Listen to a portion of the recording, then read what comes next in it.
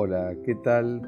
Bienvenido a nuestro espacio que hemos dado en llamar Creencias Fundamentales, un espacio preparado por la Facultad de Teología de la Universidad Adventista del Plata.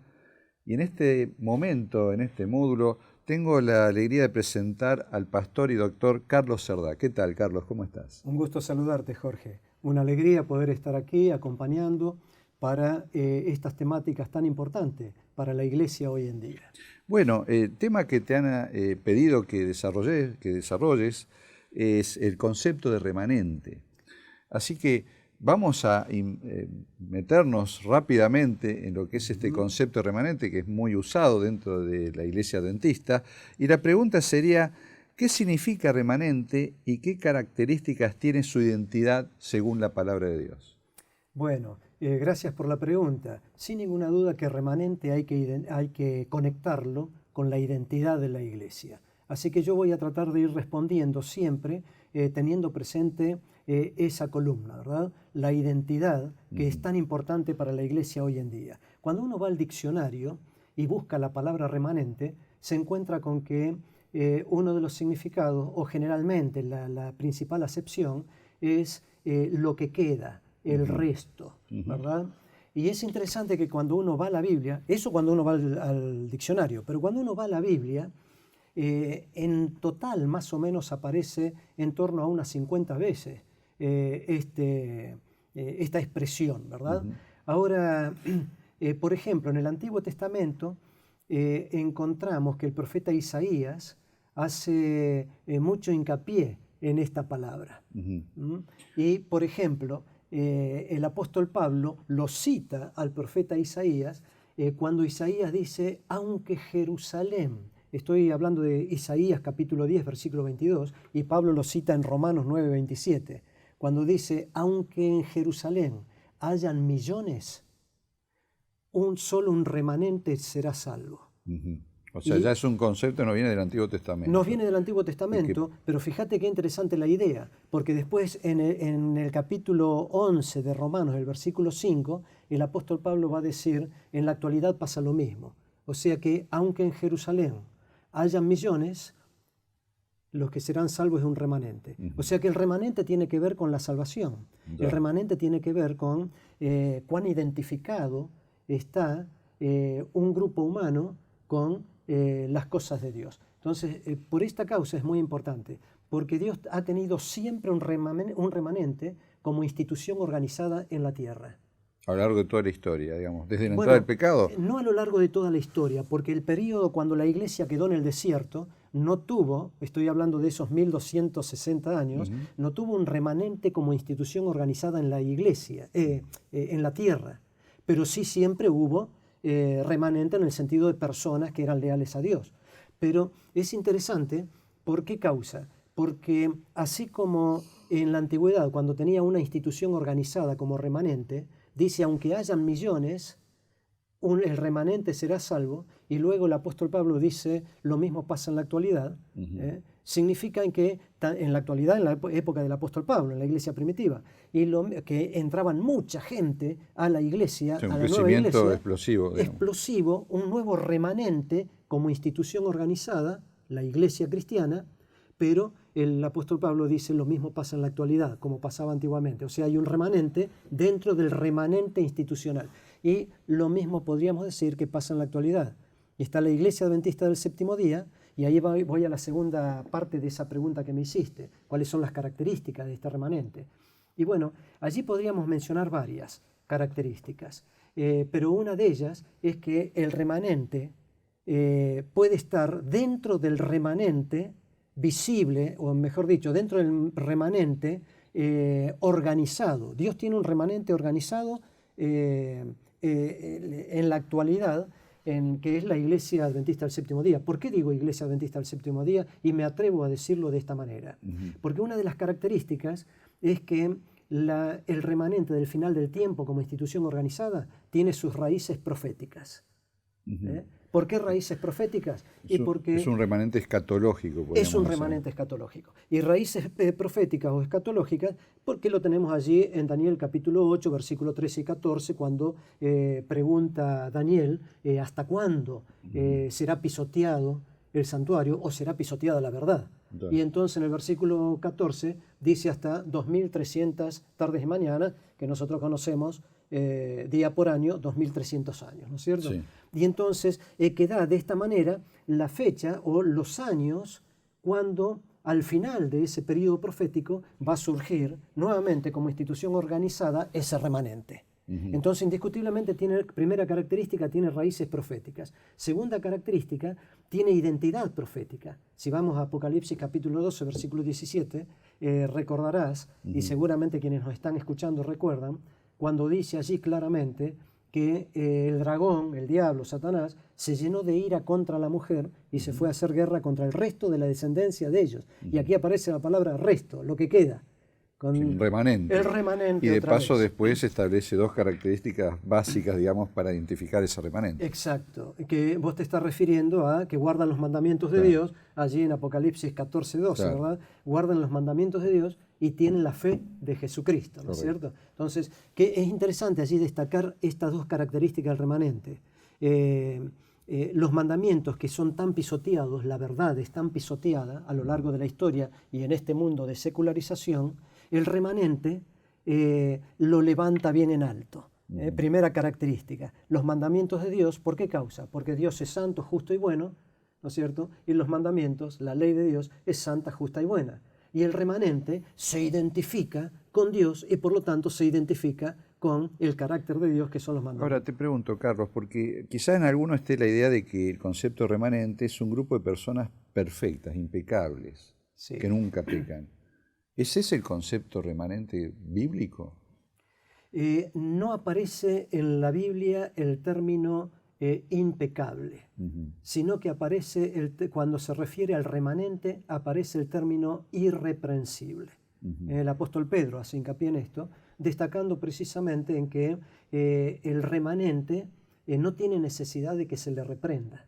¿Verdad? Es decir, ¿por qué causa? Porque tiene esas características, y esa segunda característica de esas dos que vos mencionaste de Apocalipsis 14, 12, es que tienen la fe de Jesús. Y esto es un aspecto no menor. Yo lo suelo mencionar mucho porque la mayoría dice la fe en Jesús, en Jesús. Y guarda, porque eso está muy cerca de la salvación por obras, en el sentido de que como yo tengo fe, entonces Dios tiene que salvarme porque yo tengo fe, yo tengo mucha fe. Sin embargo, dice que una de las características es que tienen la fe de Jesús. Es decir, yo tengo fe en y de. En Jesús porque como Jacob se abrazó de Dios en aquella oportunidad, en la batalla, y que le dijo, no te soltaré si no me bendices. Entonces, tener fe en implica ese abrazo, pero consciente de que no me salva mi fe, sino que me salva la fe de Cristo. Es decir, como dijo el apóstol Pablo, mas ya no vivo yo, sino que Cristo vive en mí. El remanente experimenta esa realidad y por lo tanto está esa identidad. Bueno, perdón. Y entonces, si somos el remanente, ¿no? Como iglesia, un grupo especial llamado por Dios al tiempo del fin para hacer el último llamado a este mundo de pecado, ¿cuál debiera ser nuestra relación con otras instituciones, vamos a decir, cristianas o no cristianas? ¿Cómo nos interrelacionamos, nos separamos? ¿Qué tipo de vínculo debemos tener? Sí, muy interesante. Por eso la importancia de estudiar la Biblia, y allí en Apocalipsis 17, Juan capítulo 17, el versículo 17, es un texto muy conocido, ¿verdad? Donde Cristo le dice a Dios, refiriéndose a nosotros, al remanente, dice, santifícalos en tu verdad, tu palabra es verdad. O sea que nosotros en la Biblia podemos aprender y Dios nos enseña en el cómo relacionarnos con los demás. Y en ese mismo capítulo del Evangelio según San Juan, es interesantísimo porque allí Cristo dice, en el versículo 15 en adelante, dice, no te pido que los quites del mundo, o sea que el remanente no ha de ser una secta, no ha de ser sectario, no ha de tener... No en un monasterio, en una isla, en o aislarse, montaña, ¿verdad? ¿no? Correcto. No debe ser un remanente ermitaño, sino que dice, no te pido que los quites del mundo, sino que los guardes del mal. Ujú. O sea, en otras palabras, debemos estar mezclándonos con el objetivo de llevar posibilidades. O sea, Dios a través de su remanente le brinda las posibilidades de salvación a las otras instituciones, a las otras personas con quienes nos relacionamos diariamente, en el trabajo, en la universidad, en distintos lugares, con los vecinos, ¿verdad? Entonces, fíjate qué interesante que en relación a eso, yo me anoté una cita del espíritu de profecía. De paso, el remanente tiene el espíritu de profecía. Es otra característica. Es otra correcto, característica sí. clave. Siempre lo tuvo en el Antiguo Testamento y en la actualidad, en el Nuevo Testamento, y al final el remanente escatológico también. Y fíjate que en una cita que se encuentra en el libro El deseo de todas las gentes, en el capítulo 15, dice, no hemos de renunciar a la comunión social, no debemos apartarnos de los demás. A fin de alcanzar a todas las gentes, debemos tratarlas donde se encuentren. Entonces ahí está una respuesta clara, como Cristo dijo también en ese capítulo 17 de Juan, así como tú me has enviado al mundo, yo los envío al mundo, ¿no es cierto? O sea, no es un remanente encerrado, sino un remanente enviado a cumplir una misión de llevar ese evangelio a todo el mundo. Exactamente, así Ahora, de claro. entonces, al ser un remanente, por otro lado, somos conscientes de que hay un movimiento mundial que viene especialmente de a mediados del siglo pasado, que tiene que ver con la unión de la iglesia, que suena muy atractivo, muy seductor, ¿no? ¿Por qué estar separados todos los cristianos en distintas confesiones? ¿Por qué no buscamos unir? ¿No ha habido un movimiento, ¿no es cierto?, al que se denomina ecumenismo? Claro. Entonces, ¿cuál debiera ser la actitud, nuestra actitud, como remanente ante ese movimiento que, insisto, suena muy atractivo de unirnos como hermanos en Cristo, más allá de las distintas confesiones que hay? Claro. Es más, se basan precisamente en estos pasajes que yo estuve mencionando, de Juan capítulo 17, cuando el Señor Jesucristo hace esa oración pastoral, ¿no es cierto?, o intercesora para con los cristianos, y donde dice, así como tú y yo somos uno, que ellos también sean en nosotros uno. Y Es a partir de allí quieren construir esa... La unidad es una prueba de fe, digamos. O sea, el estar unidos es una prueba para el incrédulo de que acá está la presencia de Dios, ¿no? Esa unión. El tema radica en el para qué se quiere unir. Y resulta que la palabra ecumenismo, oikumene, ¿no es cierto? El primero que la utilizó fue por allá por el siglo V, Heródoto, para aplicarla a los griegos, ¿no es cierto? Entonces era como la tierra habitada unida en la cultura helenística. La primera vez que se utilizó. Luego Roma implementa ese término, lo latiniza como ecumene, ¿verdad? Y entonces la aplica con el objetivo de mantener el status quo, mantener el poder, de un poder determinado, mantenerlo en su status quo alcanzado. Y entonces, ¿cuál es el objetivo fundamental del Imperio Romano? Veía que cada vez la iglesia cristiana crecía más, que el imperio se le fragmentaba, así que por lo tanto temía en que un poder se forme dentro de otro poder y que ese poder termine debilitando, ¿no es cierto?, al poder reinante. Tenía un trasfondo político imperial, digamos, ¿no? Imperial, pero fíjate vos, teniendo en cuenta eso, la idea es implementar el ecumenismo con objetivos distintos. Que pasa lo mismo en la actualidad. Se teme al caos, se teme al desorden, y entonces lograr el desorden y el caos puede debilitar a los poderes reinantes. Entonces lograr la unidad para mantener el poder, el status quo. Claro. Y ese poder termina siendo piramidal, termina siendo con una dirigencia determinada y termina siendo verticalista. Entonces toda organización que se someta a ese a lo que algunos llaman el nuevo orden mundial, ¿no es cierto? Orden mundial. Y entonces toda organización significa que una vez que integra ese objetivo, ese proyecto, pierde libertad y pierde identidad. Yo te mencioné que vamos a ir tratando de responder lo de remanente con digamos, en ese cordón de plata de identidad. Bueno, entonces pierde libertad y pierde identidad. Entonces la pregunta es, ¿quién lo construye y en dónde se construye el ecumenismo? Es interesante a veces analizar un poquito el término, ¿no es cierto? Y ecumenismo viene de oikumene, y la raíz es oikos, que es casa. Nosotros en castellano tenemos muchas palabras relacionadas con oiko. Correcto. Economía es oikonomía, ¿no es cierto? Que son las leyes de la casa. Ecología es oiko otra vez, la casa, preocuparnos por la casa de la tierra. Bueno, ecumenismo, la raíz es oiko, que es casa. Pero es interesante que hay una familia de palabras para poder, para lograr que nos quede mucho más claro lo relacionado con el ecumenismo actual. Hay una familia de palabras entre oikos, que es casa, oikia, que es lugar donde se va a construir la casa, y oikodomeo, que es la acción de construir la casa en un lugar determinado. Y es interesante que cuando vamos a la Biblia, en Mateo capítulo 18, ¿te acordás, Jorge, cuando el Señor Jesucristo le dice a Pedro, tú eres Petros, piedra? Ajá, correcto. Y sobre esta roca, sobre él, sobre Correcto. Cristo, edificaré. Bueno, ahí cuando dice edificaré aparece la palabra oikodomeo. Es decir, sobre él, Cristo edificará. Es el constructor. Primer aspecto clave para diferenciar con el ecumenismo. O sea, la construcción tiene que tener un fundamento a Cristo.